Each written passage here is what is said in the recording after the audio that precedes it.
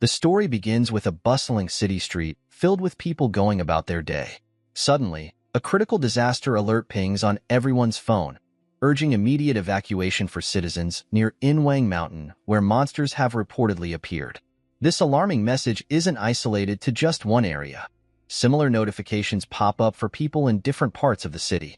Curiosity piqued, a streamer decides to investigate the situation firsthand, streaming live to his audience. Despite showing clear footage of the monsters, the viewers remain skeptical, dismissing it as a prank or a clever visual effect. However, the skepticism is shattered when one of the monsters suddenly reacts, startling both the streamer and his audience. Meanwhile, the scene shifts to our protagonist, Lee Hoyoung, who is also watching the stream. He is puzzled by how realistic the video appears and wonders why he keeps receiving these alert messages. Lee is skeptical about the monster sightings, attributing them to the recent surge in fake videos circulating online. Despite the mounting evidence, Lee finds it hard to believe that actual monsters have emerged on Earth. As Lee Hoyoung is going about his business, he suddenly comes face to face with a monstrous creature, sending a jolt of shock through him. The sight of the creature fills him with fear, and his immediate instinct is to flee. However, to his surprise, the monster begins to act in a friendly and endearing manner, almost pleading for assistance. Despite the creature's attempts to appear harmless, Lee is still too frightened to stay. Just as he is about to make his escape, the monster does something unexpected. It shows Lee a picture, presumably of its family. This unexpected gesture touches something deep within Lee, sparking a sense of empathy and compassion. Moved by the creature's display of vulnerability, Lee decides to set aside his fear and help. Grateful for his assistance, the monster rewards Lee with a mysterious silver goblin's pill, promising that it will grant him a special ability once consumed. Perplexed by the gift, Lee is unsure of its true nature or purpose. As Lee contemplates the strange turn of events, he is interrupted by a news bulletin on TV. The report reveals that enormous, tower-like structures have begun appearing all over the world, with military personnel mysteriously vanishing upon entering them. This shocking development adds another layer of mystery and danger to an already perplexing situation, leaving Lee bewildered by the strange events unfolding around him. Suddenly, an explosion rocks the area outside Lee Hoyoung's house. People gather, shocked to find a towering structure blocking the road. Lee, too, witnesses the sudden appearance of a tower nearby. Intrigued and perhaps sensing a connection, Lee decides to consume the silver goblin's pill he had received earlier. As soon as Lee ingests the pill, his body is enveloped in a luminous blue aura. A window materializes before him, indicating that he has attained Sage status, which offers the optimal survival guide for his current circumstances. Additionally, a book materializes in front of Lee. Upon opening the book, another window appears, informing Lee that the door to the end of days is set to open in 15 days. He is given a quest to enhance his strength, cardio, and kendo skills. Determined to prepare for the impending challenge, Lee follows the guide's recommendations diligently. Each day, Lee embarks on a rigorous training regimen. Mornings consist of a 10-kilometer run, followed by kendo practice in the afternoon and weight training at night. After diligently adhering to his daily routine for 14 days, Lee Hoyoung made the decision to resign from his training regimen. His choice raised eyebrows, with someone even questioning his sanity. Despite the doubts of others, Lee remained steadfast, believing that people could think what they wanted about him. He was singularly focused on the looming end of days. As the countdown to the apocalyptic event reached its climax, Lee found himself abruptly transported to a dense forest. This unexpected turn of events left him bewildered, as it was not what he had anticipated.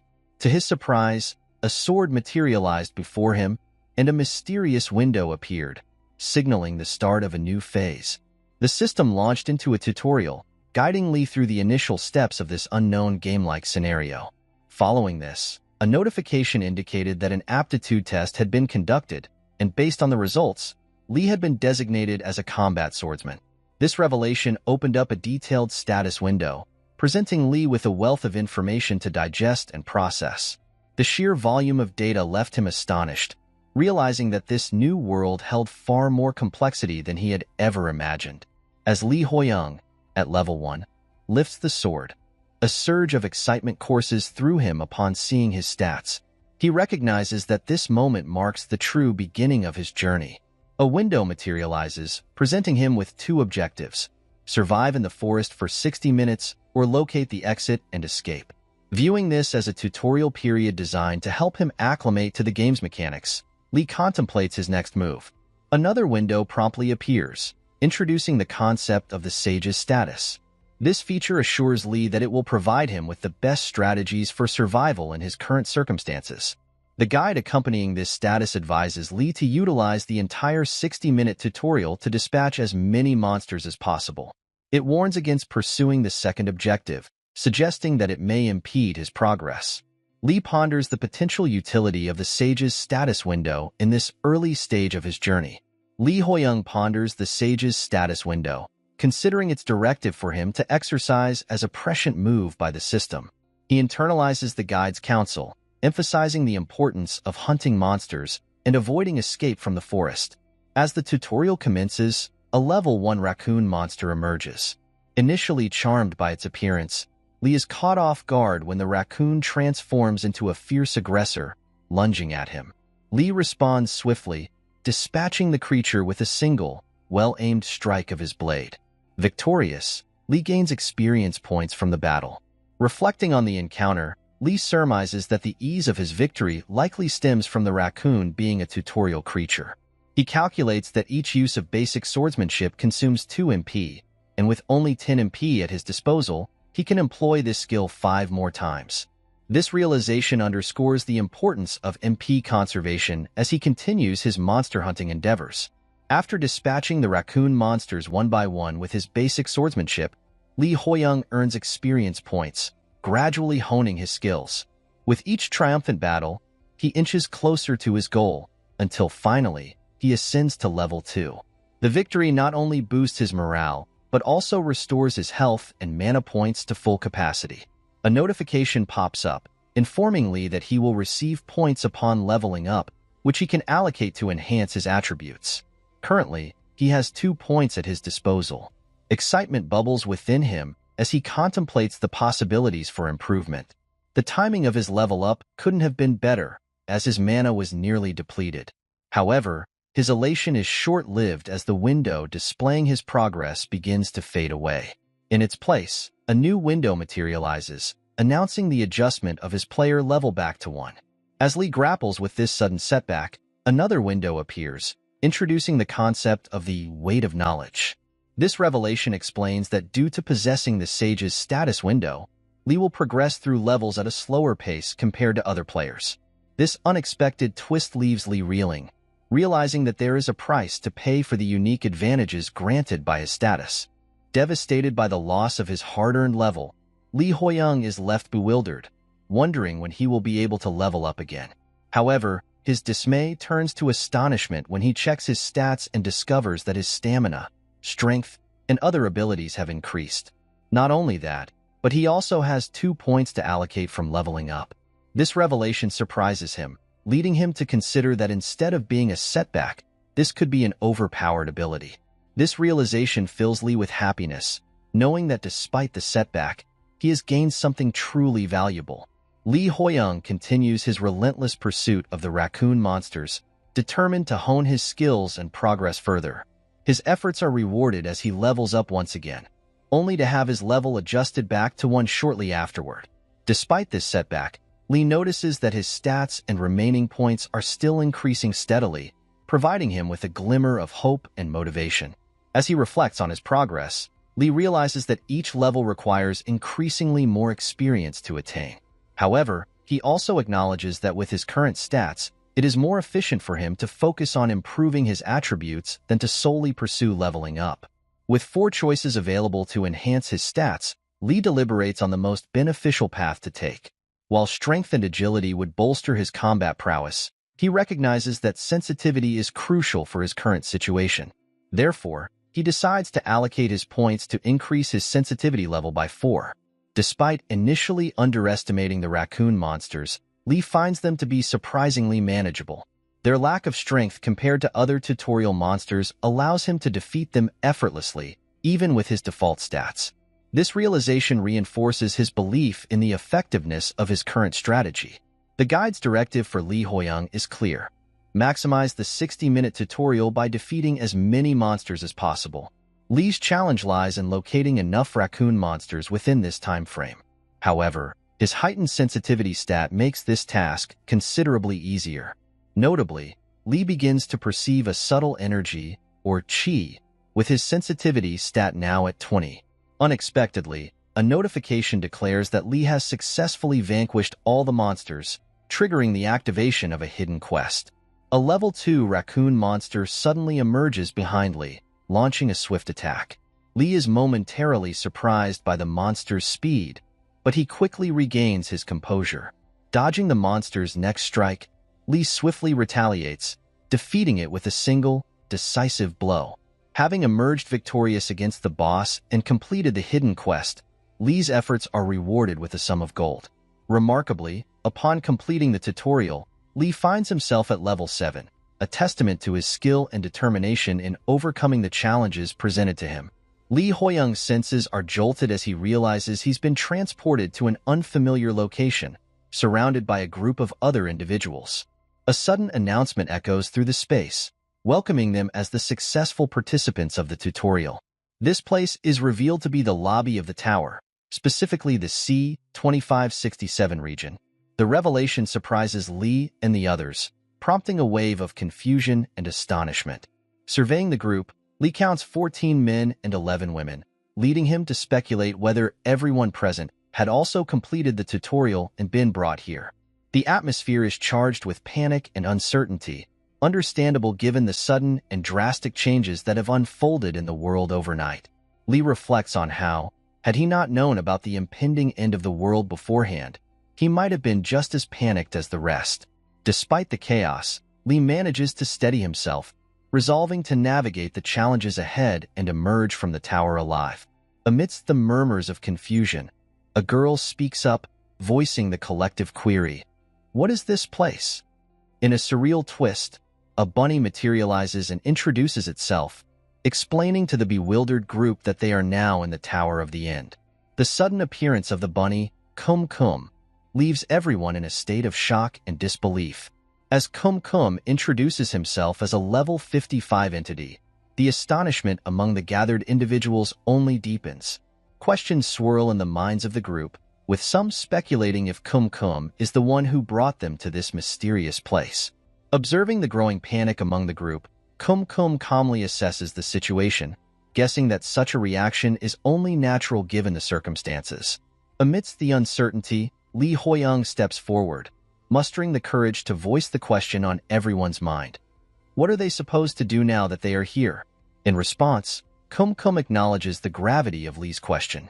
With a solemn expression, he reveals that all 22 players, including Li, will be embarking on a perilous journey where their lives are at stake. This revelation sends shockwaves through the group, the weight of the situation sinking in. Kum Kum goes on to explain that the tower is not just a random structure. It currently houses all of humanity. The players must band together and tackle each floor's mission to ascend the tower. However, when Li asks the crucial question of whether they can return to their normal lives after reaching the top, Kum Kum's response is dishearteningly uncertain. Even he does not know what lies beyond the tower's peak. Li Huiyang, seeking clarity, questions Kum Kum about the purpose behind scaling the tower's heights. Kum Kum responds with a philosophical query, questioning the need to seek meaning in every endeavor. He then delivers a sobering message, stating that those who fail to ascend will be eliminated. Adding to the gravity of the situation, Kum Kum reveals that a significant number of individuals were already eliminated during the tutorial phase. This revelation stuns Li, prompting him to reflect on his previous oversight. While he understood the tutorial nature of their earlier experiences, he realizes that many may have struggled to even complete that initial stage. Kum Kum, sensing the tension in the air, poses a bold challenge to the group. He asks if anyone is brave enough to attempt to defeat him, stating that his defeat is necessary for them to return home. To sweeten the deal, he mentions a special reward for the one who manages to achieve this feat despite Kum Kum's seemingly unassuming appearance. Li sees through the facade. He recognizes the danger in underestimating a level 55 opponent, acknowledging that he stands no chance in a direct confrontation. Lee Hoyoung, faced with a perplexing dilemma, decides to adopt a cautious approach and observe the unfolding events. However, his contemplation is abruptly interrupted by the appearance of a window, bearing a directive from the guide to assist the lower floor manager, Kum, in returning home. Puzzled by this unexpected instruction, Lee ponders its implications. Could it mean that he is supposed to attack the seemingly harmless rabbit? Despite his reservations, Lee considers that following the guide's instructions has always proven beneficial in the past. However, the current situation raises doubts in his mind. He wonders if obeying the guide's directive, which seems suspicious given the circumstances, is truly the right course of action. As Lee wrestles with these conflicting thoughts, another individual bravely steps forward, volunteering to confront Kum. Determined to take matters into his own hands, the man launches an attack. However, his bravado quickly turns to shock as Kum transforms into a ferocious beast and effortlessly incapacitates him with a single devastating blow. The sudden and brutal display of power sends shockwaves through the group, triggering a panicked scramble for safety. Amidst the chaos, Lee finds himself at a loss for what to do next. The guide's persistent instructions to assist Kum now seem increasingly dubious, prompting Lee to question the guide's intentions for the first time. Suddenly, the sage's status window is triggered, revealing two abilities. The first is the sage's eye, which allows Lee Hoyoung to view the status windows of others. The second is the guide, which will be sent to Lee at a later time. Surprised by this new revelation, Lee wonders why these abilities are manifesting all of a sudden. As Lee examines Kum through the sage's eye, he realizes the truth. With a smirk, he declares his intention to fight Kum. Confident that the guide was not deceiving him, Lee prepares for the confrontation. However, his decision is met with concern from a woman who warns him of the danger. Other participants join her in trying to dissuade Lee from the duel. Despite the warnings, Lee reassures them that he has a plan. As the duel commences, Kum wastes no time and strikes Lee with full force. Lee braces himself for the impact, determined to face the challenge head-on. Lee Hoyoung is puzzled by Kum's statement, as he is certain there are 25 people in the room, not 24 as Kum claimed. Initially, Lee considers it a simple mistake, but he soon realizes the truth. The horror of facing a level 55 monster and the fear that it could eliminate a participant were intentional. Kum intentionally stated the wrong number because there are only 24 actual people present. The 25th person was a hologram created by Kum. Furthermore, Kum himself is a hologram with no actual stats. With this revelation, Lee swiftly defeats Kum, earning a stat point in the process. The revelation shocks everyone present, who had believed Kum to be real. A man named Kim Seong steps forward, commenting that it was a waste for Lee to have received the stat point. He claims that Lee was merely lucky, implying that had he realized Kum was a hologram, he would have taken action himself. Lee Hoyoung confronts Kim Seong, seeking clarification on his comment about it being a waste. Kim Seong explains that Lee is still at level 1 despite completing the tutorial, suggesting that Lee either avoided hunting monsters or was too weak to defeat any. This revelation surprises Lee, prompting him to question whether Kim Seong's words are born out of arrogance or genuine concern. As Lee absorbs the stat point, Kim Seong becomes visibly annoyed. Lee, reflecting on his past experiences, decides that it would be wise to steer clear of individuals like Kim Seong. However, he wonders how long he can maintain this strategy. Just then, an announcement is made regarding the distribution of starting gold to participants. The gold can be used in a shop, and additional gold will be awarded based on the number of monsters each participant hunted during the tutorial. The highest amount of shared gold in this area is 7,400. The group is taken aback by the announcement. Kim Junsong expresses admiration for whoever came first, acknowledging their impressive achievement. It is revealed that Kim Junsong has 1,500 gold, while Kim Song has 1,300 gold. However, the player with the most gold and who came first is Lee Hoyoung. Despite this, Lee has no intention of revealing this information to the others, especially considering one person's jealousy over a mere stat point. The shop window opens, offering 3 main options for spending gold: buying items, leveling up skills, or increasing stats. Lee decides to increase his strength, stamina, and agility to 20, evening them out with sensitivity. He also purchases some clothes, feeling that his gym uniform is no longer suitable. Chai Yiziel approaches Lee and asks for advice. Lee is surprised, questioning why she would seek advice from a level 1 player. Chai Yiziel explains that she was impressed not only by Lee's level, but also by his bravery. Lee Hoyoung is able to see Chai Yiziel's stats, but he chooses not to reveal this to her. Instead, he asks Chai Yiziel how much gold she has. Chai Yiziel replies that she has 800 gold. Lee Hoyoung thinks that Chai Yiziel is honest, but he knows he needs to keep his use of a cheat code hidden. Lee Hoyoung then asks Chai Yiziel if she likes exercising. Chai Yiziel responds that she doesn't mind walking. Lee Hoyoung suggests that she should invest in increasing her stamina stat, as it is likely not very high. He explains that if she lacks stamina, she won't be able to use items for long, despite spending gold on them. Chai Yiziel decides to follow Lee Hoyoung's advice and thanks him for it. The announcement then states that the first floor mission will commence soon, and participants are required to form parties of 3. Players without a party would be assigned to a random one, and they were given 30 minutes. Hearing this, Lee Hoyoung anticipates a group mission, but it arrives sooner than he expected. Following Kim Junsong's suggestion, participants begin revealing their classes and forming teams with desired players. Chai Yiziel asks Lee Hoyoung to team up, and he agrees, making her his first party member. Lee sees no reason to refuse a healer's request.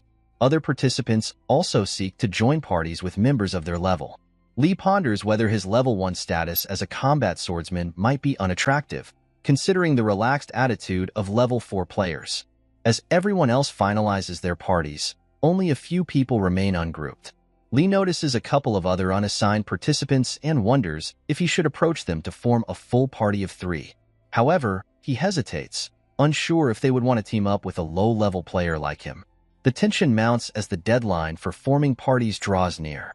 The announcement declares that the 30-minute window for forming parties has elapsed, and incomplete parties will now be filled randomly. With that settled, the first mission begins. The scene shifts to the forest, where Lee Hoyoung contemplates his luck with his party. Their third member is Kim Seong. Lee wonders if Kim will cooperate with the party, but he realizes that whether it's possible or not is beside the point. He needs to make it work in order to survive in this challenging environment. The second mission is to take down the Kobold tribe within a 12-hour time limit. Upon seeing the tribe, Kim Seong declares that he will handle the kobolds and advises Lee Hoyoung not to interfere. Lee reminds Kim that this is a team mission, but Kim dismisses him, claiming Lee is riding on his coattails. Lee retorts that he will indeed do so and observe Kim's skills. Deciding to follow Kim's lead for now, they proceed. Chai Yiziel worries if the team can complete the mission without any issues. As they advance, Kim becomes increasingly frustrated by the bugs in the area. Lee, noticing the abundance of bugs in the mountainous region, agrees. Chai Yiziel expresses concern about the strength of the kobold monsters, wondering if their team is strong enough to handle them. Lee reassures her, saying they'll find a way to succeed. Lee Hoyoung tells Chai Yiziel that while there's a chance they're stronger than the raccoon monsters, they should still be cautious as the kobold monsters could be tougher. He reminds her that they are in the Tower of the End, so they need to be on guard. However, Lee is shocked to see that the kobolds are level 5 monsters, significantly stronger than the raccoon monsters. Chai Yiziel agrees, noting the obvious strength difference, and asks Lee what they should do next. Lee suggests they first scout the surroundings for more kobolds. But before they can act, Kim Seong unexpectedly jumps towards the kobold monsters and attacks. Chai Yiziel and Lee are surprised by his boldness. The kobold monster withstands Kim Seong's attack, leaving Lee astonished that Kim would engage the monster alone in such a reckless manner. As they watch, Lee realizes that Kim's attack was a diversion, allowing him to gauge the kobold's strength. Lee decides they should join the fight but stay on the defensive until they understand the monster's abilities better. Chai Yiziel agrees, and they cautiously approach the kobolds, ready to engage in battle. Lee Hoyoung is surprised by Kim Seong's stubbornness, but is relieved to sense no other kobolds nearby. Chai Yiziel steps forward to assist Kim Seong, healing him from behind as he continues to attack the kobold monster. Lee Hoyoung observes that the kobold is definitely a challenge worthy of their levels, but with Chai Yiziel's help, Kim Se-young might be able to defeat it alone. However, when Lee uses his Sage's Eye ability, he is shocked to see that their attacks are doing minimal damage compared to the monster's strength. He wonders if the monster has any weaknesses. Just then, the guide window appears, informing Lee that kobolds are passive monsters that do not attack unless provoked. Realizing that Kim Se-young has needlessly provoked the creature, Lee checks another section of the guide and discovers something else. Then we witness Kim Se-young triggering his special move, Stone Fist, but the kobold dodges his attack, causing Kim Se-young to hit a tree instead, which breaks off. Enraged, the kobold retaliates, and another kobold joins in the attack. Kim Se-young realizes he's in trouble and wonders why Lee Ho-young isn't helping him. He turns around to find Lee Ho-young missing. As the second kobold prepares to attack Kim Se-young, Cha Yiziel steps forward and tries to strike the kobold with her sword. However, the kobold remains unfazed, and Cha Yiziel trips and falls to the ground. The kobold then focuses on her, readying to strike. In that critical moment, Lee Ho-young throws a fruit at the kobold, slicing it with precision and taking it down instantly. Cha Yiziel is relieved and grateful that Lee Ho-young saved her just in time. On the other hand, Lee Ho-young notices that while the bugs ate the fruit, they avoided certain ones. Sensing something amiss, he consults the guide, which reveals that these apples are poisonous, and kobolds are vulnerable to poison. Realizing that the apples are the key to the level 1 mission, Lee Ho-young decides to use them strategically. He checks on Cha Yiziel, who thanks him for his help. Lee Ho-young remarks that he didn't anticipate another kobold being drawn by Kim Se-young's actions, acknowledging that it could have been dangerous if he had been a bit late. Cha Yiziel reassures him, stating that he arrived in time to save them both. Meanwhile, a frustrated Kim Se-young questions Lee Ho-young's whereabouts during the critical moment, accusing him of hiding in a corner when the situation became dangerous. He mentions that after he had landed a few hits on the monster, then Lee Ho-young swoops in and lands the final blow. Confused by Kim Se-young's accusations, Lee Ho-young wonders why Kim Se-young is speaking nonsense. Frustrated, Kim Se-young storms off. Lee Ho-young watches him leave, thinking that Kim Se-young might be acting irrationally. The scene shifts to the kobold village, where Kim Se-young is once again facing the monsters alone. Meanwhile, Cha Yiziel and Lee Ho-young effortlessly take down the kobolds one by one. Despite being hit by the kobolds, Kim Se-young keeps fighting back, refusing to fall behind. He watches in shock as Cha Yiziel and Lee Ho-young handle the monsters with ease. Kim Se-young struggles against the kobolds and calls out for help. Seeing this, Lee Ho-young swiftly takes down the two monsters that were overwhelming Kim Se-young. Then, Lee Ho-young tells Kim Se-young that he took over the coattail ride in Kim Se-young's place for a bit. Surprised by Lee Ho-young's actions, Kim Se-young becomes happy and starts calling Lee Ho-young sir. Both Lee Ho-young and Cha Yiziel are shocked to hear this. A window then appears, stating that Lee Ho-young's team has cleared the mission. After clearing the mission, Lee Ho-young's party returns to the lobby. Kim Se-young is frustrated that a level 1 player helped him and that he called Lee Ho-young sir. On the other hand, Cha Yiziel congratulates Lee Ho-young on raising his level. She notices that there is nobody else here yet, indicating that their team is the first one to clear the first mission. Lee Ho-young tells Cha Yiziel that their team cleared the mission faster than others because they luckily managed to find the kobold's weakness. Cha Yiziel credits Lee Ho-young's observational skills, as she never could have thought of using the poison. Lee Ho-young tells Cha Yiziel that without the team's support, they wouldn't have cleared the mission. However, he feels like a fraud. Meanwhile, the other parties are also returning. It's Kim Jun-song and Seo Juno's party. Lee Ho-young thinks that they must have found the poisonous apples too. He wonders if the other parties will make it back safely. Another party arrives, but only 2 members have returned. Worried, Cha Yiziel asks about the third person. The girl from the party explains that only 2 members were able to make it back. An announcement follows, stating that the first level mission has been completed by all parties. Shocked, Cha Yiziel shouts that 1 person still hasn't arrived back yet. Another announcement reveals that a total of 6 parties returned alive, but 8 players have failed to return. Lee Ho-young had expected that it would be hard for everyone to make it back. He wonders how many players will be eliminated before they reach the top of the tower. The system begins calculating results for the level 1 mission. announcing that the parties who made it out alive in one piece, and the party that cleared the first level first, will each receive 1,000 gold. It turns out that Lee Hoyoung receives 2,000 gold coins for both bonuses, which he feels is a bit lacking compared to the tutorial. However, gold is a kind of insurance for Lee Hoyoung's future survival, so he knows he must save as much as he can. While Lee Hoyoung is checking his stats window and thinking about survival, someone suddenly asks which party took first place. Lee Hoyoung hears it, thinks for a moment, and decides to reveal it this time. The second party already knows, so there's no point in hiding it. Just as he's about to speak, Seong interrupts arrogantly, declaring that it was their party who came first. Seong tells everyone not to feel bad since it was an obvious result. The other party members are shocked to hear that Seong's group supposedly finished first. Seeing their reactions, Seong acts like a delinquent, asking if they're upset because he took first place. One of the members quickly denies it, intimidated by his attitude. Lee Hoyoung, observing this, recalls how Seong had been defeated earlier by those kobolds. Still, he figures this situation might draw attention away from himself, or so he thinks. The others begin whispering about Lee Hoyoung, surprised that he managed to place first even though he's only level 2. A black-haired player glares at him angrily, claiming Lee Hoyoung got 2,000 gold for nothing.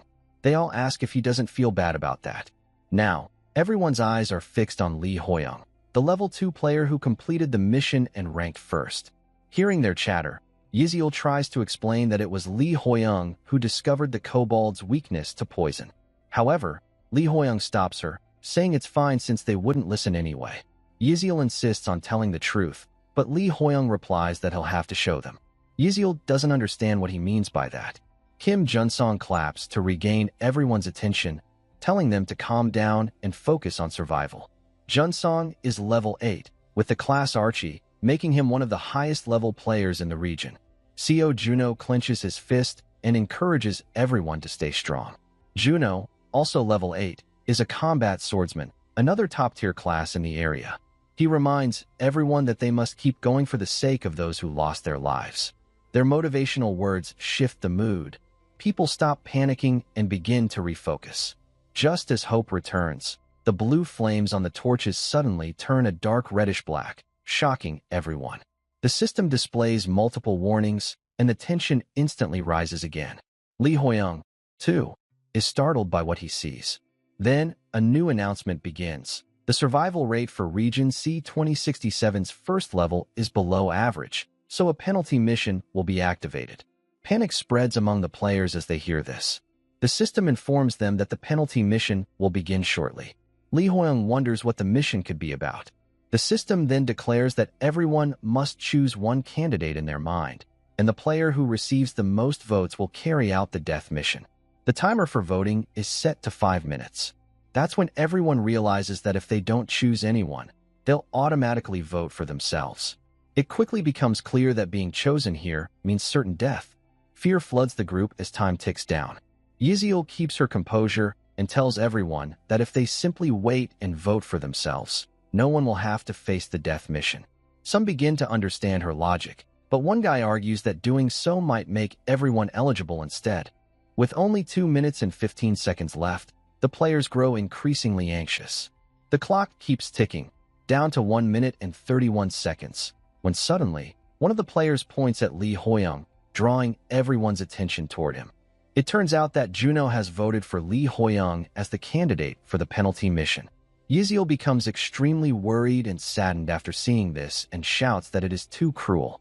Juno is speechless, realizing that his vote is being displayed above Lee Hoyoung's head. Someone suddenly yells that no one ever said the voting would be anonymous. Juno apologizes to Lee Hoyoung, but explains that choosing someone was necessary. Lee Hoyoung remains silent for a moment, then finally breaks the silence, saying that he did expect this outcome given the atmosphere, but he is still taken aback. He admits that he doesn't want to die. After all, Yiziel insists that it's not too late. If everyone votes for themselves and Lee Hoyoung votes for Juno, it might work out.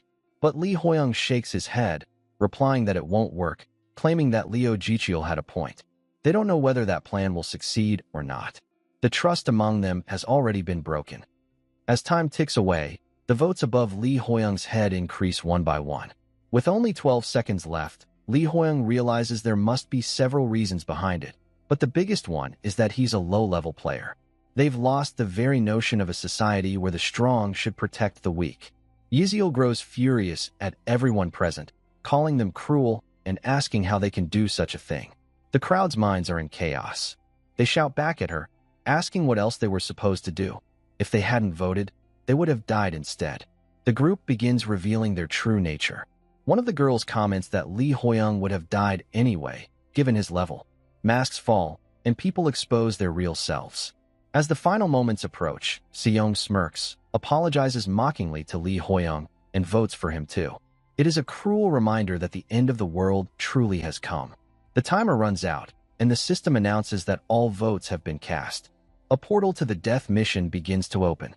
Li Huiyang stands before it, leaving everyone wondering if what they're seeing is real. Yizio bursts into tears as she watches Li Huiyang walk towards the portal. Meanwhile, while Seong laughs, saying that if Li Huiyang is gone, his problems are solved, calling himself a genius. With faces of guilt and relief behind him, he has no choice but to climb his own Calvary, except that at the top of it lies not death, but an opportunity for him to grow even stronger. The guide informs Li Huiyang that participating in the death mission is recommended, claiming that he has a high chance of success and that a satisfactory reward awaits him. Li Huiyang steps into the portal with a calm smile on his face.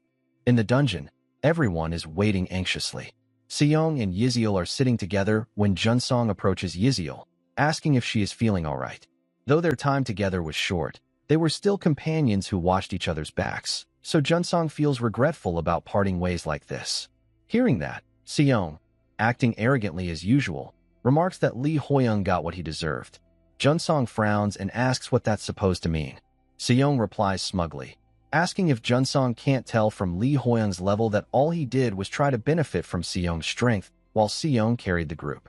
Yizio finds his words absurd and asks what he's trying to say, realizing that it was Li Huiyang's abilities that actually got them through the mission.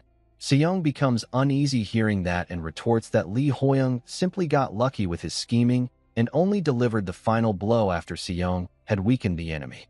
Yizio looks confused and asks if Seong is sure Li Huiyang didn't save him from near death. Hearing that, Seong remembers how Li Huiyang quickly defeated several kobolds, which makes him wonder if Li Huiyang has a skill that allows him to disguise his level. Seong tries to convince himself that Li Huiyang won't make it back alive. Junsong then shares his personal opinion, saying he hopes Li Huiyang is truly as capable as Yizio believes because, if that's the case, Li Huiyang might at least have a small chance of returning. Yizio suddenly recalls when Li Huiyang told her that he would let everyone see the truth with their own eyes. Thinking about it brings tears to her eyes, but she quickly wipes them away, clenches her fists, and tells Junsong that she believes Li Huiyang will return safely. Junsong smiles upon hearing that and agrees with her. Meanwhile, inside the portal, Li Huiyang finds himself back in the kobold village from before. As he walks, he glances at his stats window and smiles. He recalls that he was even considering voting for himself if things hadn't worked out, but now he feels relieved that everything seems to be going in his favor. Li Huiyang then thinks about Seong's behavior, deciding that they'll need to have a little chat later. It was already clear that Seong tried to take the final blow, and Li Huiyang finds that too much. Suddenly, the system alerts him that the Kobold tribe's hunting group has returned. The kobolds, seeing their fallen tribesmen, grow furious. The system announces the start of the death mission and instructs Li Huiyang to defeat the chieftain and the enraged hunting group. The boss of the mission roars, and the hunting group charges toward Li Huiyang. He immediately realizes that this is a boss-level monster encounter in a death mission. The guide displays information confirming that the kobold chieftain is the dungeon's boss monster and that it's a level 12 enemy. Like other kobolds, the chieftain is weak to poison. Reading this, Li Huiyang decides to use the poisonous fruit he obtained earlier, coating his sword with it. He knows that facing a level 12 boss on top of other kobolds would be nearly impossible for most people. However, Li Huiyang is not like others. As the kobolds attack, he dodges swiftly and activates his level 2 basic swordsmanship skill, taking them down one by one. After eliminating all the low-level kobolds, he takes a deep breath. Only the dungeon boss remains. Determined to see how powerful a death mission boss really is, Lee Hoyoung charges forward and attacks. The boss blocks the strike, surprising Lee Hoyoung, who quickly adjusts to reduce the impact. He's impressed that a monster could possess such combat instincts and acknowledges that this boss truly deserves its title. Then, unexpectedly, the boss monster begins to retreat. Lee Hoyoung chases after it, striking repeatedly and mocking it, wondering how it can call itself a boss monster. The creature's HP keeps dropping rapidly, and Lee Hoyoung realizes that it'll be over soon. He even wonders if this is some sort of bonus stage, one that anyone who made it this far could easily clear. Well, it turns out to be good for Lee Hoyoung. He strikes the boss monster again, but is shocked to see that the creature's skin has suddenly hardened. Seeing this, Lee Hoyoung wonders what is happening all of a sudden. Lee Hoyoung follows its gaze and notices the crimson moon above. The boss monster's eyes turn red, and it immediately launches a counterattack against Lee Hoyoung. The scene shifts to Seong, who arrogantly declares that he will carry everyone for the rest of the floor since there's nothing they can do about someone who's already gone. Junsong and Yiziel ignore him, Junsong deep in thought, while Yiziel silently prays for Lee Hoyoung's safety. Seong lets out a scoff and asks Yiziel if she even understands what death means, claiming that it's obvious Lee Hoyoung is already gone. He questions why she's praying for him, sarcastically asking if she's praying for Lee Hoyoung to rest in peace. Hearing this, Yiziel starts crying and tells Seong to have some conscience, even in a world like this. Seong is startled by her reaction. Yiziel continues, asking what he would do if Lee Hoyoung were to return safely. Seong snaps back, mocking the idea that Lee Hoyoung could possibly come back alive. Everyone around them watches the argument unfold, until suddenly, the same portal from before reopens, stunning everyone. Lee Hoyoung steps out of it, leaving Junsong and Juno in shock. Juno looks genuinely pleased to see him. As Lee Hoyoung walks out, his wounds begin to heal back to normal. The system announces that the player who participated in the death mission has returned alive. Lee Hoyoung calmly states that he's back, and now, let's see how he managed to survive. The guide warns him to be cautious, explaining that the Kobold Chieftain's abilities increase when its eyes turn red. At that moment, the boss monster's eyes glow red again, and it attacks Lee Hoyoung. The impact sends Lee Hoyoung crashing into a nearby tree. He sits down, clutching his wound. The boss monster's health has dropped to 27%, but it's charging toward him again. Lee Hoyoung knows he needs just one decisive hit, yet no plan comes to mind. As the monster's attack nears, he reacts instinctively and dodges. The blow slams into the tree, leaving a massive hole. Seeing this, Lee Hoyoung is astonished. Then, an idea strikes him. He recalls that while a sword may not break through a wall, a nail can break it. He realizes he may have subconsciously thought of a sword only. With that thought, he decides to try something new. The boss monster charges toward him again. This time, Lee Hoyoung plans to use the monster's own momentum against it, adding his full body weight to the counter.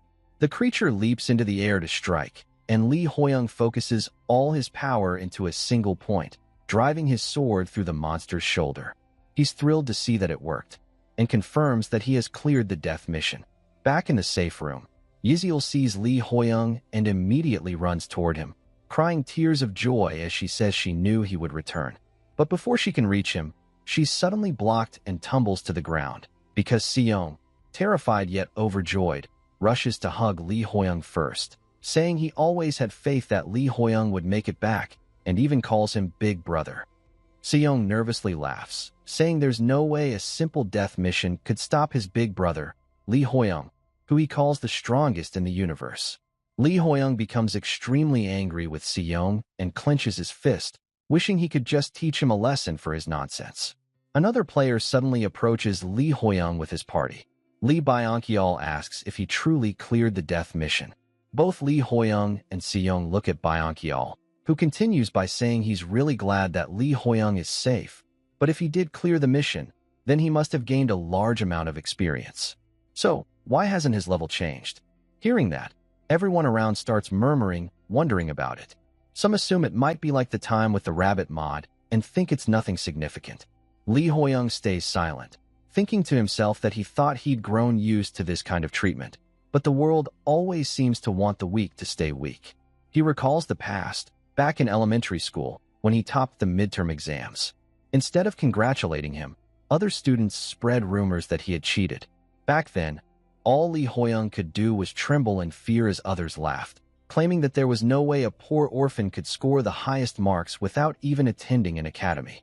Now, the situation feels exactly the same. People use their narrow-minded reasoning to claim that Lee Hoyoung must have hidden somewhere and waited until the right time to appear, just like during the tutorial. Lies like these always seem believable to people who want to bring others down. They start belittling Lee Hoyoung, questioning what he could possibly do, saying he must have been hiding in a hole somewhere. It's as if they can't stand the idea of someone they once looked down on rising above them, so they try to crush him again. But Lee Hoyoung already understands that prejudiced people rarely change their views so easily. Still, he knows what he needs to do now. Before he can say anything, Yiziel steps forward and shouts at the crowd, telling them not to speak so carelessly. She demands to know why they keep doubting him when he already proved his strength by surviving the death mission. Yiziel takes Lee Hoyoung's side and stands beside him, while Lee Hoyoung quietly looks at her. Suddenly, Seong also steps up, shouting that big sister Yiziel is absolutely right. He yells that not only did they fail to hold a party to celebrate the glorious return of Lee Hoyoung, the strongest in the universe, but they even dared to ruin the mood. Seong then flexes proudly and asks if everyone has lost their minds. Hearing that, Lee Hoyoung can't help but think Seong sounds even more ridiculous than before, but still, he smiles slightly, because despite everything, he feels a bit reassured. Even so, Lee Hoyoung knows that he needs everyone to survive in the tower. But to make that possible, he must show them something convincing. Gathering everyone's attention, he announces that he wants to show them something. Then, Lee Hoyoung draws the boss monster's sword, named the Indomitable Sword, a rare-ranked weapon that grants a 15% boost in attack power. Everyone is astonished to see such a rare weapon, realizing that its power is practically a game-changer. John tries to examine her own weapon for comparison, but no information appears for the old long sword she holds. Seeing this, Junsong joins the conversation, commenting that he's surprised Lee Hoyoung kept the poisonous fruit from before and praises him, just as Yiziel said, for being truly extraordinary. Yiziel beams with pride upon hearing that, while Lee Hoyoung modestly replies that he was just lucky. Junsong continues, explaining that such a valuable reward item is far more useful for survival than any amount of experience points. But the mention of survival makes Lee Hoyoung's tone change. He reminds everyone that they seem to have forgotten how they nearly drove him to his death. The atmosphere turns tense as everyone looks uneasy. Juno, unable to stay silent any longer, steps forward and tells Lee Hoyoung that he's right. Juno admits that while he justified it to himself at the time, thinking it couldn't be helped, in truth, it was nothing but selfishness. He thought it was fine as long as he wasn't the one who had to die. Even though everyone knew that voting for Lee Hoyoung, the lowest-level player, was the same as targeting him, they still cast him into danger to save themselves. After saying that, Juno bows deeply and apologizes to Lee Hoyoung, tears falling as he says how truly glad he is that Lee Hoyoung came back alive. Lee Hoyoung silently watches as Juno apologizes, when suddenly Eun-jin sighs and asks why Juno has to go that far. She argues that someone had to enter the portal anyway, and since Lee Hoyoung even returned with a rare item, everything turned out fine. Juno doesn't like her comment and glares at her angrily, shouting and asking if she doesn't feel even a shred of guilt. Smirking, Eun-jin fires back, telling Juno that he's not in any position to say that when he was the first one to vote for Lee Hoyoung. Juno can't find any words to respond, but before the argument can continue, Lee Hoyoung steps in and tells everyone that the reason he brought this up wasn't to reprimand anyone. It was to make sure something like this never happens again.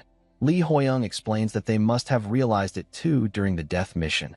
The tower is trying to divide them. It provokes distrust among people, stirs conflict. That's why Lee Hoyoung believes that his return from the death mission is an opportunity, proof that their actions can defy the tower's intentions. Hearing that, Junsong asks Lee Hoyoung if he has a plan for the future. Lee Hoyoung replies that he intends to find a way for as many people as possible to survive and continue climbing the tower. They will keep moving higher and higher, and when they finally reach the top one day, they'll be able to reclaim their lives. Hearing his firm resolve fills everyone's hearts with a new light of hope. the hope of someday returning to their normal lives. Yiziel agrees and says that to achieve that, everyone must join hands. Lee Hoyoung nods in agreement, saying unity is the only way forward. Watching all this, Juno feels a warm sensation in his heart, realizing how generous and selfless Lee Hoyoung truly is. He regrets ever judging him over something as trivial as his level. Suddenly, Kum Kum appears in the tower again, announcing with a playful tone that it's quite unfortunate, because the new mission is a survival game. Everyone is startled to see Kum Kum return, wondering why he's back after leaving earlier. Some speculate that he might be there to give them points. Catching on to what Kum Kum said, Lee Hoyoung asks what he means by a survival mission. Kum Kum smiles, complimenting Lee Hoyoung for catching on quickly, and confirms that he's correct. The new mission for Level 2 will take place among the 15 players present. Everyone feels a chill run down their spine upon hearing that. Kum Kum continues explaining with a grin, it will be a battle royale. However, since it's still a low-level stage, it'll just be a mild version, so they shouldn't worry too much. Then he begins outlining the rules of the battle royale. Rule 1. In the Level 2 mission, there will be 16 players and 16 doppelgangers, making a total of 32 participants. Rule 2. The condition to clear the stage is simple: eliminate all the doppelgangers. These doppelgangers will not only share the same stats, but also the same memories as the players, making them formidable opponents. Rule 3. The most important one: there will be no reward for killing a doppelganger, but if a player kills another player, they will gain stat points in gold. In other words, this mission presents an opportunity for players to grow stronger and earn gold. But it's clear that the tower is trying to push them into fighting each other. The players are visibly disturbed, realizing that Kum Kum is essentially encouraging them to turn on one another. Then Kum Kum snaps his fingers and adds one final rule. Every 30 minutes without a single kill, everyone will be immediately summoned to the lobby and face a massive disaster. As he snaps his fingers, a glowing portal appears, and a huge green hand begins to emerge from it. The sight terrifies everyone present, and they start running in panic, shouting for help. Watching the enormous creature step forth, Lee Hoyoung realizes that the tower intends to force them into combat with a monster whose rank is completely unknown. The monster suddenly slams the ground, creating a massive hole. Seeing this, all the strength drains from Seyoung's legs, causing him to collapse in terror. Lee Hoyoung quickly saves Juno and Yiziel from being struck by the monster's attack. Lying on the ground, Lee Hoyoung thinks to himself that this monster truly is a disaster. The black-haired man trembles in fear, unable to accept what's happening. They barely survived the first floor, and now the tower expects them to fight something like this. People begin crying and shouting for help, because, of course, no one wants to die. Lee Hoyoung realizes the situation is turning dire as panic spreads among everyone. The monster charges at a young boy and throws a punch, but before it lands, Lee Hoyoung rushes in and rescues him. The boy thanks Lee Hoyoung, while Lee Hoyoung wonders what the monster is doing attacking them even though the second-floor mission hasn't officially begun yet. Then he notices Kum Kum, who is also pretending to be scared like everyone else. That makes Lee Hoyoung suspect that the tower is putting on a show, trying to scare them into taking the next mission seriously. If that's true, then this might just be a warning, not a real fight. But before he can feel relieved, 3 people are suddenly sent flying by the impact of the monster's punch. Junsong fires arrows at the monster from a distance, while Seyoung throws a rock in desperation, but neither attack has any effect. The monster's massive hand remains completely unharmed, leaving both of them terrified. Junsong yells that nothing is working, no matter how many arrows he shoots. Lee Hoyoung grows furious as he realizes that this isn't just for show. He begins to wonder if the monster truly intends to kill them. Yiziel, who has been using her healing magic to help the injured, calls out to Lee Hoyoung and says she's completely out of mana. That makes him even more worried. No one has died yet, but if this keeps up, that could change at any moment. The monster attacks again. Seeing this, Lee Hoyoung turns around and orders everyone to fall back. Juno shouts at him to move away too, but Lee Hoyoung knows this isn't the time to care about what others think. If he can't stop it now, everyone will die. With the synergy between the indomitable sword and his striking technique, maybe he can take the creature down. Lee Hoyoung activates his level 2 basic swordsmanship and charges at the monster, just like he did during the boss fight in the death mission. He strikes with his sword toward the monster's incoming punch, hoping it will have some kind of effect. Suddenly, the monster disappears, shocking everyone, including Li Huiyang himself. The crowd erupts in cheers, rooting for him, while Li Huiyang stares at his sword in disbelief, wondering if it's really that powerful. It feels unlike anything he's ever experienced before. A pop-up window appears in front of him, informing him that he will be in an exhausted state for 3 minutes due to pushing beyond his physical limits.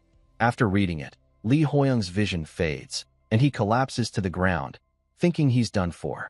3 minutes later, he wakes up. Another pop-up appears, notifying him that his exhausted state has been lifted. Drenched in sweat, Li Huiyang slowly sits up.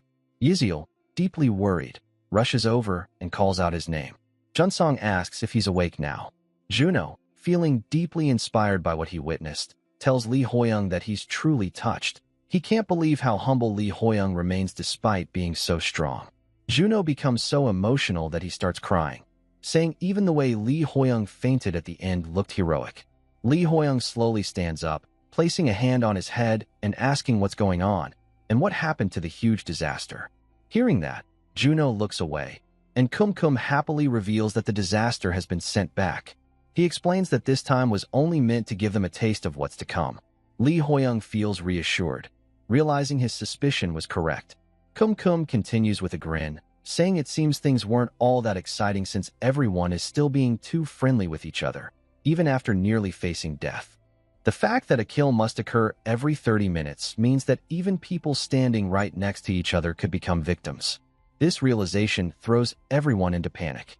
After relaying the message, Kum opens a blue portal and says that since he has passed on the information, he will now take his leave. The portal closes behind him, leaving everyone silently staring in shock. Li Huiyang feels furious. It's so blatant what the tower intends to do. He wonders if there's really nothing they can do to change this outcome. Some time passes, and the group, especially the women, begin to panic, saying that if they can't find the doppelgangers, they'll be forced to fight each other. Jichiel shouts that they need to find a solution quickly. Someone suggests marking everyone so they can tell who's real, but another person reminds them that Kum said the doppelgangers share their memories as well, so the marks would be useless. As tension rises and no one can come up with an answer, Li Huiyang steps forward and says he has an idea. Yiziel asks what it is, and Li Huiyang stands up, declaring that during this mission, he alone will do the fighting. His words shock everyone. He continues, explaining that everyone else should stay still and gather at the highest point on the second floor.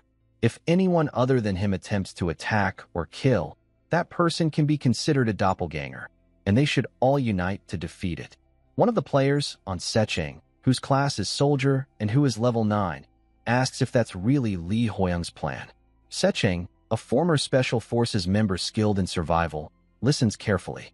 Unjin, however, argues against the idea, saying that while they know Li Huiyang is talented despite being a lower level, there's no reason they should follow his orders so blindly. Hearing that, Li Huiyang calmly asks if everyone remembers what Kum said. Kum made it clear that there will be no reward for killing a doppelganger, but if a player kills another player, they will gain stat points and gold. That means the very people standing beside them might be tempted to attack. Li Huiyang explains that while the mission's instructions say to eliminate doppelgangers, what the tower truly wants is for them to turn on each other.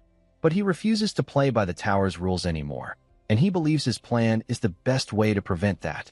Unjin still objects, asking how this could possibly be the best solution. Suddenly, Junsong intervenes, raising his hand and saying that he agrees with Li Huiyang. He adds that this plan could definitely minimize the damage and casualties they suffer, but then he asks Li Huiyang if he has a method to tell who the real doppelgangers are. Li Huiyang smiles confidently, thinking to himself that, of course, he has a way to do it. The second floor mission begins, and the system announces the condition. Each player must make at least one kill within 30 minutes. There are currently 16 players and 16 doppelgangers.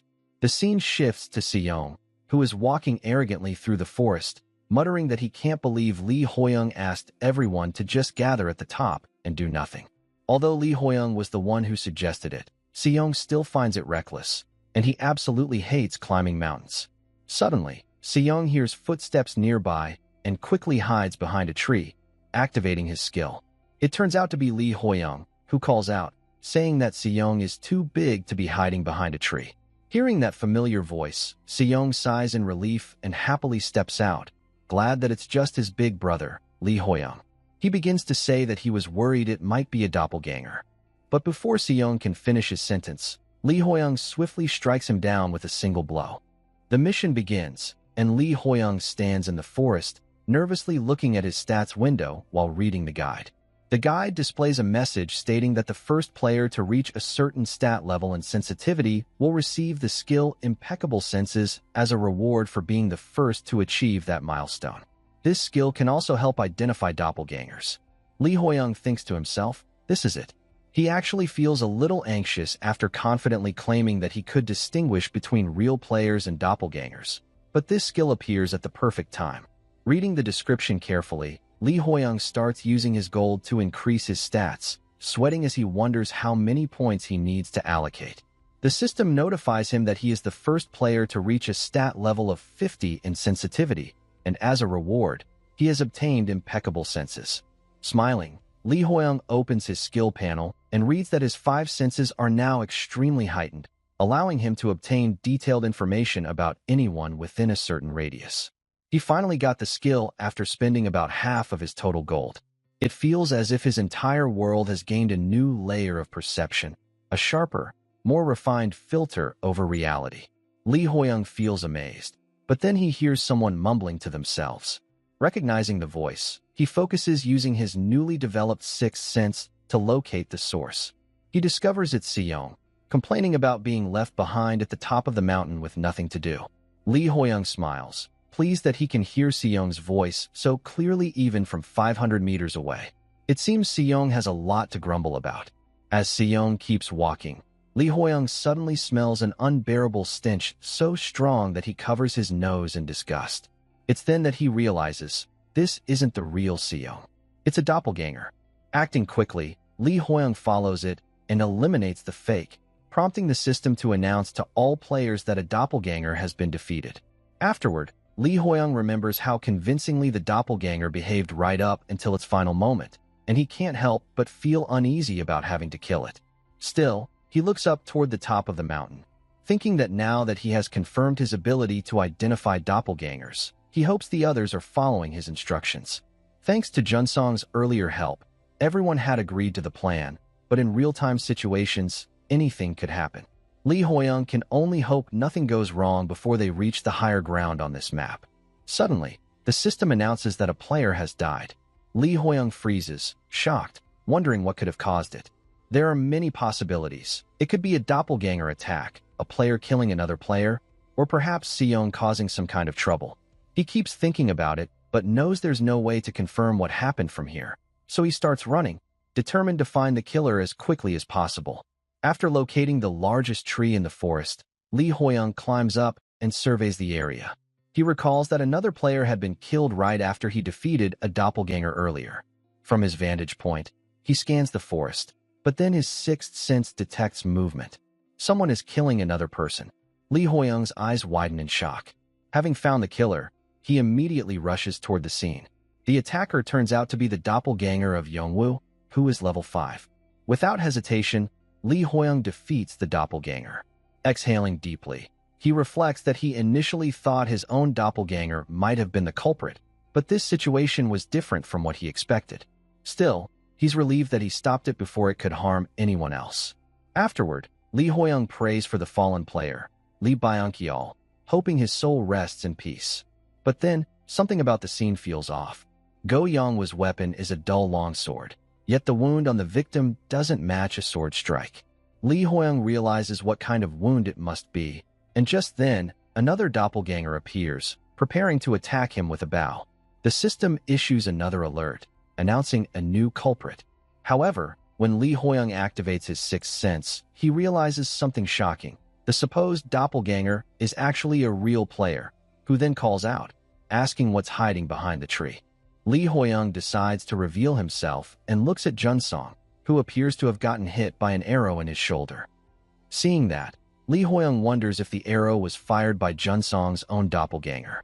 Lee Hoyoung starts walking toward him, asking if he's alright, but Junsong, looking seriously injured, tells him to stop where he is. He says that although he doesn't want to doubt Lee Hoyoung, he has no way of knowing who is a doppelganger, so Lee Hoyoung should keep a safe distance. Hearing that, Lee Hoyoung points his sword at the fallen doppelganger nearby and says that the one he just defeated was a doppelganger, which should be enough proof for Junsong to know who he truly is. Junsong exhales in relief, realizing that Lee Hoyoung is indeed human and not a doppelganger. He warns Lee Hoyoung to be careful of his own doppelganger before collapsing unconscious. Lee Hoyoung quickly rushes over, catching Junsong before he falls completely, and starts helping him walk. While moving through the forest, Junsong suddenly apologizes, saying that if he hadn't let his doppelganger escape earlier, the others wouldn't have died. He feels guilty for causing everyone trouble. Trembling, Junsong admits that the thought of another version of himself roaming around and hurting people is horrifying. Lee Hoyoung reassures him that it isn't his fault, reminding him that they are all victims of the tower's cruel system, and tells him to focus only on surviving and escaping. Suddenly, Juno and Yiziel appear. Yiziel runs up and tells Lee Hoyoung that she was worried after hearing that some players had been killed. Juno adds that he was worried too and can't believe that 2 players have already died. Yiziel then turns to Junsong and asks if he's injured, insisting on healing him. But before she can do so, Lee Hoyoung steps forward, warning Junsong to step back, because they are actually doppelgangers. Junsong looks shocked and asks if he's serious. It turns out that both of them, the fake Yiziel and Juno, suddenly charge forward to attack Lee Hoyoung. During the clash, Juno's doppelganger sneers and asks if Lee Hoyoung still holds a grudge over what happened during the death mission, saying that he thought Lee Hoyoung was a big-hearted person. Acting quickly, Junsong decides to take on the other doppelganger and draws his bow as Yiziel's doppelganger rushes toward him. In that moment, Lee Hoyoung realizes something strange. The doppelgangers are coming after him too confidently. Especially if one of them has Yiziel's memories, she would know just how powerful he is. Instead of attacking Junsong, Yiziel's doppelganger suddenly lunges at Lee Hoyoung with a sword, but he senses the movement beforehand and dodges.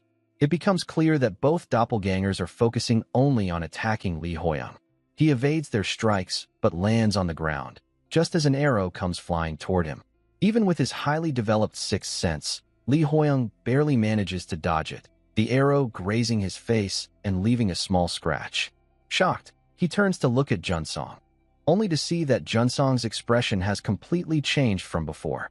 Junsong smirks and says with a cold grin that he thought he had already achieved checkmate. The other doppelgangers are actually siding with Junsong for some reason. The scene then shifts to Lee Hoyoung, who is fighting against a doppelganger, while Junsong hides behind a tree, aiming his bow toward Lee Hoyoung with a smirk on his face.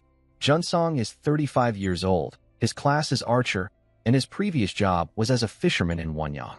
The scene shifts again, showing Junsong and another doppelganger standing in front of Lee Hoyoung. Junsong laughs, saying he accidentally spoke in his hometown dialect without realizing it. Guess he just got a little too excited. Smirking, Junsong tells Lee Hoyoung that he has a question for him and asks what kind of emotions he's feeling right now. With a mocking grin, Junsong loudly asks if it's betrayal, futility, or anger. Lee Hoyoung exhales and smiles, saying that he was actually wondering when Junsong would reveal his true nature, but it turns out Junsong is even more unhinged than he thought. Junsong looks confused, asking why Lee Hoyoung is speaking as if he already knew this betrayal would happen. Hearing that, Lee Hoyoung reveals that he can see other people's status windows, and when he checked Junsong's stats, he noticed they had increased significantly. Junsong's expression shifts, and he laughs, saying that Lee Hoyoung becomes more and more interesting as time goes by. He then asks if Lee Hoyoung has received the tower's favor, claiming that he would be quite jealous if that were true. Cutting to the point, Lee Hoyoung tells him to stop the small talk and demands to know why he's doing this.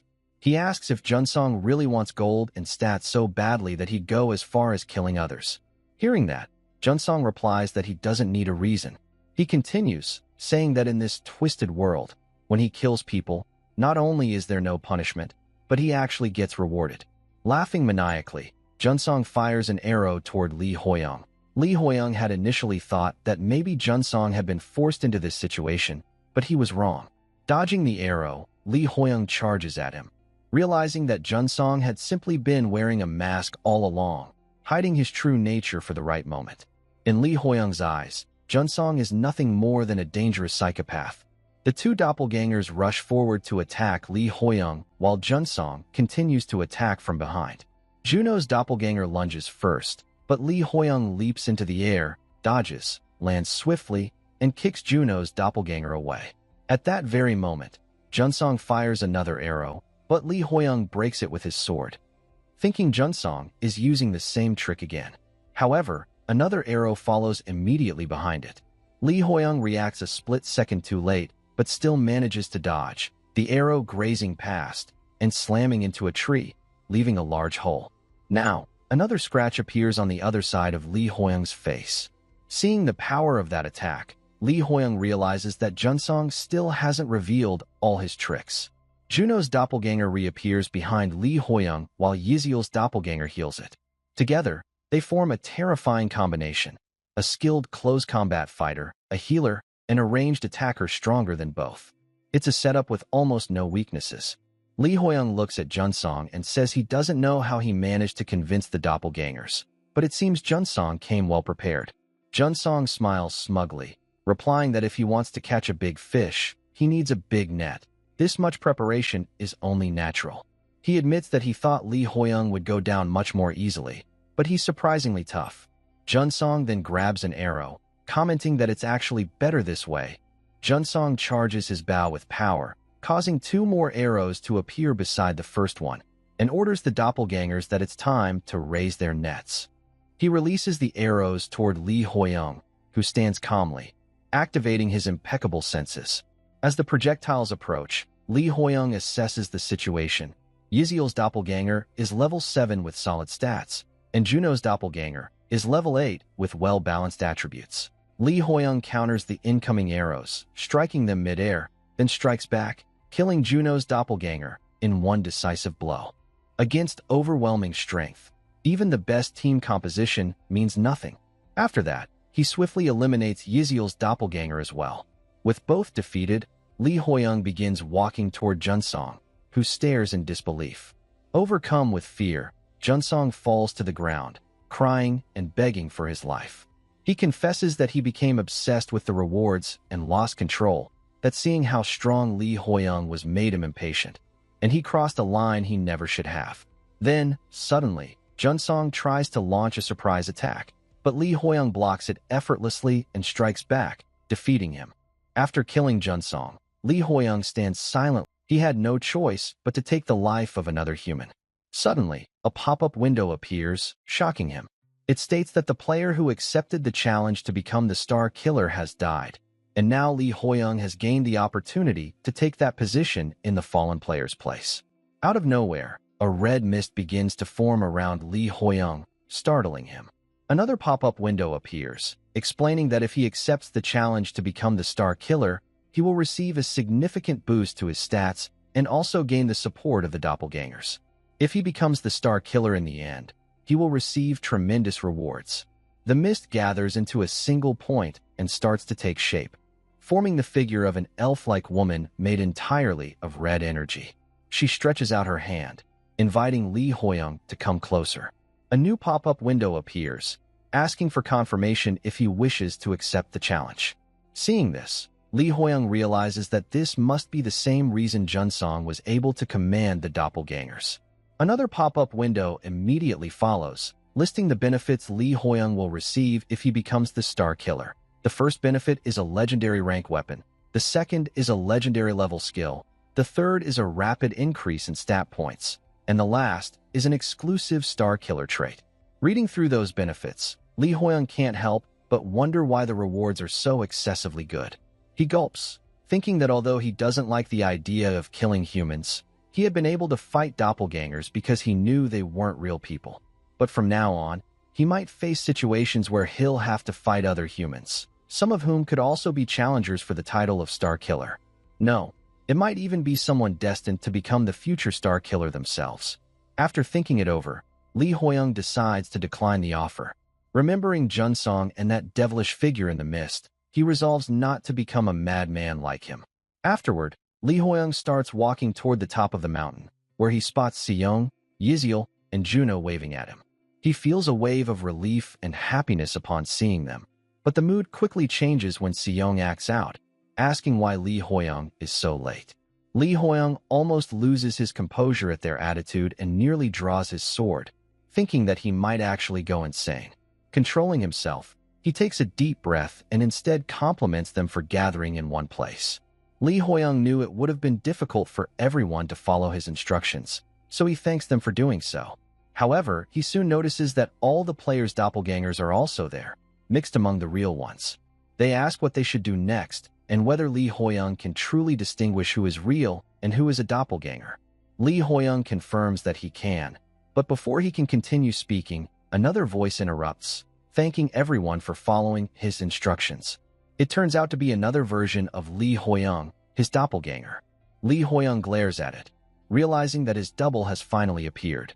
The players are thrown into chaos at the sight of two Lee Hoyoungs standing before them. Confusion spreads as they argue about which one to trust. A blonde-haired girl asks if Lee Hoyoung had foreseen this situation as well. The real Lee Hoyoung, identifiable by the scars on his face, realizes that things have become far more complicated. This was exactly why he wanted to eliminate his own doppelganger before reaching this point, but his plan had been ruined because of an unexpected variable, Junsong. Now, it's like a game of chess. Whoever has the stronger hand will win and be accepted as the real Lee Hoyoung. Jicheol shouts Lee Hoyoung's name, saying that he doesn't know who the real one is but begs him to explain the situation. He asks if Lee Hoyoung truly killed the doppelgangers as he claimed before, and then demands that he reveal their identities. There are a total of 8 individuals who either have a dead doppelganger or whose real selves have died. If Lee Hoyoung can identify the 5 doppelgangers he killed, they'll be able to confirm the truth. Among the 8, Junsong, Haeyoung, and Byung-cheol were doppelgangers. This means that if Lee Hoyoung can prove these facts, he'll be able to establish that he's the real one. But as Lee Hoyoung starts to speak, his doppelganger says the exact same thing at the same time. Both of them list the correct names and reveal that Yiziel and Juno were also among the dead doppelgangers. Everyone present is stunned by what they hear, and Lee Hoyoung grows increasingly worried, because now, the situation has truly come down to this.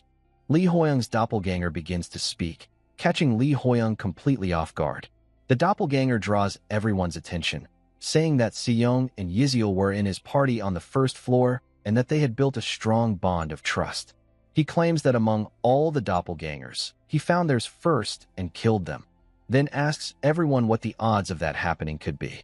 The real Lee Hoyoung is stunned, realizing that the doppelganger made the first move. Jicheol questions whether this could be a trick designed to put Lee Hoyoung in an advantageous position. Even Eun-jin says it seems far too convenient, but Yiziel adds that there's still no guarantee it isn't true. While they continue debating, the doppelganger keeps talking, saying that if what the fake said is correct, then Junsong over there must be the doppelganger, which means Lee Hoyoung killed the real Junsong himself. The doppelganger starts manipulating the group's emotions, reminding them of how strong and dependable Junsong was, their highest-level player and a real leader who gave them courage during tough times. Then the doppelganger points at the real Lee Hoyoung, saying that even if he truly is the real one, can they really trust a man who admits to killing someone? Eun-jin becomes furious upon hearing that Junsong is dead and yells that there's no way that could be true. The rest of the players fall into confusion, unsure of what to believe or how to move forward. The doppelganger smirks to himself, thinking that although he doesn't know how the real Junsong actually died, the momentum is now clearly on his side. The only thing left is to seal his victory. The doppelganger points at Lee Hoyoung again and says it looks like he confessed too quickly, losing his composure in his eagerness to sway everyone to his side. Hearing those words, the players draw their weapons, deciding to attack Lee Hoyoung and eliminate the remaining doppelgangers afterward. Seong shouts at them not to be ridiculous, warning that attacking him would mean they're siding with a fake. Yiziel also pleads with them not to jump to conclusions after hearing only one side of the story. Juno agrees with Yiziel, telling everyone to proceed with caution, but no one listens. Time is running out, and in just a few minutes, the massive disaster event will begin. Listening to their murmurs, Lee Hoyoung feels a mix of disbelief and frustration. The players are praising the doppelganger, essentially praising him. But still, he recognizes that his doppelganger made the perfect strategic move for the situation. Then Li Huiyang steps forward and calmly admits that the doppelganger is right. He confesses that he did, in fact, kill Junsong. The doppelganger looks confused and asks if Li Huiyang has already given up, saying he's disappointed by how easily he surrendered. Ignoring him, Li Huiyang keeps walking forward, because there's something even his doppelganger doesn't know. Drawing his sword, Li Huiyang explains that Junsong wasn't innocent. He had killed other players. With determination in his eyes, Li Huiyang attacks the doppelganger, declaring that Junsong was a traitor. After taking the hit, Junsong starts breathing heavily, which makes Unjin extremely worried about him. Li Huiyang's doppelganger also draws his sword and shouts, asking if Huiyang is just doing whatever he wants now that he has nothing left to say. Juno pauses to think, and then asks what Li Huiyang meant by calling Junsong a traitor. He quickly realizes that if his assumption is correct, then the one who just struck Junsong must be the real Li Huiyang. The truth is that since Li Huiyang gathered everyone in one place, he already created a situation where the players hold the advantage, because whenever a doppelganger kills someone, its identity is revealed immediately. This means they can't kill recklessly. However, if Li Huiyang can identify who is a doppelganger, he could simply prove himself by killing one. But instead of doing that, he's claiming that Junsong is a traitor. So, Juno asks if Junsong really killed humans. The real Li Huiyang confirms it, revealing that Junsong was a demon who wore the mask of a good person, hiding his true nature and waiting for the right moment. Unjin is furious and refuses to believe it. Thinking about how much Junsong cared for her, she becomes overwhelmed with anger and immediately charges at Li Huiyang. But the moment she turns her back, Junsong's doppelganger fires an arrow at her, striking her down. Unjin gasps in shock and collapses to the ground. Right after that, the system announces that a player has died, shocking everyone, including the real Li Huiyang, who never expected Junsong's doppelganger to still have enough strength left to attack. Junsong's doppelganger starts laughing, saying that this is exactly the expression he wanted to see. Suddenly, Secheng emerges from the bushes where he was hiding and swiftly kills Junsong's doppelganger. After that, Secheng apologizes to the real Li Huiyang for doubting him and asks what they should do next. The rest of the players are stunned, realizing that Junsong truly was a doppelganger. Once they identify the real Li Huiyang, everyone feels motivated and begins asking him for instructions on what to do next. Hearing that, Li Huiyang feels a strange sense of déjà vu, just like during the death mission, and decides to share his final plan. Li Huiyang's doppelganger, knowing his identity has been exposed, launches an attack. Li Huiyang blocks it and begins fighting while instructing everyone to use all the gold they have to raise their stats. The other players follow his lead, boosting their stats as they fight. Now, the doppelgangers are no match for them, because everyone there has already grown stronger than they were yesterday. Since the doppelgangers' stats were identical to what the players had when they first entered the second floor, they're easily overpowered. Thanks to Li Huiyang's quick thinking and strategy, the group clears the mission without any further casualties. After returning to the lobby, everyone takes a moment to rest. Li Huiyang sits quietly, reflecting on what happened. Secheng, looking dejected, says that if it weren't for Junsong, they could have cleared the mission without anyone dying. Hearing that, Li Huiyang thinks that Secheng is probably the most disappointed, since he was in Junsong's party. But Li Huiyang feels the same. His goal was to clear the second floor without losing anyone. He also realizes that the situation in other regions is likely worse than theirs. Those players don't have someone like him who can read the guide, and among them, someone else might have chosen the path of the Star Killer. This makes Li Huiyang understand that the battles ahead will be even more intense. Though he's still weak, he's sure there's a reason he was given the special ability to read the guide. Li Huiyang knows that not everything he's experienced so far has been good, but as long as there are people who trust him, he'll do his best to save as many lives as possible. Suddenly, Secheng approaches Li Huiyang and thanks him, saying he survived only because of Li Huiyang's leadership. Li Huiyang humbly replies that it's thanks to everyone for following the plan. As more players gather around, Secheng comments that despite contributing the most, Li Huiyang is still only level 2. He speculates that Li Huiyang might have been given a special ability in exchange for his slower leveling speed. This observation startles Li Huiyang. He realizes that Secheng's cautiousness and decision-making abilities are remarkable, and that he'll likely become a great asset in the future. Then Secheng suddenly bows and sincerely apologizes for ever doubting or underestimating him. Seeing this, the other players also start apologizing one after another, which embarrasses Li Huiyang. He tells everyone there's no need to apologize. Seong bursts into laughter, saying the others are terrible at recognizing true potential, and proudly declares that he was the first to get on the Li Huiyang Express train. Hearing that, Yiziel immediately interrupts, saying she was the first one to notice how extraordinary Li Huiyang truly is. Juno, tearing up, starts crying again and apologizes sincerely this time. Secheng then straightens up and says that he knows this might sound shameless after everything that's happened, but he wants Li Huiyang to lead them from now on. Li Huiyang is surprised by the suggestion, but then he smiles and agrees to take on the responsibility. Now, let's go back to 5 minutes before the mission was cleared. Even after defeating nearly all the doppelgangers, there was still one left. As everyone searched for the final one, Li Huiyang, who already knew its location, quietly walked toward the nearby bushes and killed the last remaining doppelganger of Secheng. And with that, they finally completed the mission.